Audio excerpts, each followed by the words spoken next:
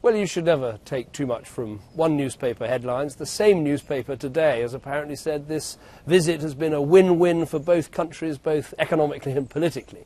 But I think more important is to look at the facts. And the facts of this visit is it's secured over £6 billion of deals for British companies, investment into our country, jobs secured, and also a stronger relationship between Britain and China. I spent almost 3 hours with the President, and this matters. This is important. We are engaged in a global race. I want Britain to be a success in that race. We can be a success if we play to our strengths and forge our relationships with some of the fastest growing countries in the world, of which, of course, China is the biggest. You've said that you're proud to have banged the drum for British business. As a Democrat, is there not a bit of you that just wishes you could bang the drum for democracy in this country instead of having to choose your words so carefully so as not to offend your hosts?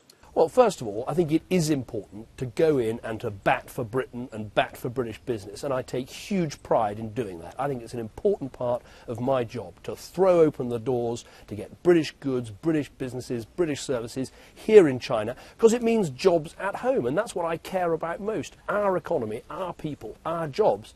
But when I come to a country like China, of course I discuss and raise human rights and those issues. Yesterday I met with a whole range of charitable bodies, non-governmental organisations campaigning for human rights here in China. And of course I raise those issues, and we have as well, as I told you earlier, restarted now the human rights dialogue between Britain and China. I meant not with the government, really. There you were with those students yesterday. They're the future of China. Wasn't there a bit in your heart that just said, I want to tell them our system's different. I want to talk to them about our system of political choice, rather than, as it were, having to pussyfoot round Chinese sensibilities all the time? I don't think I did hold back in saying what I think. I said there are differences in our systems, differences in our values, but I think what matters in international relations is to understand those differences, to show respect for each other, but also, as I said, to work very hard to make sure we benefit from China's rise.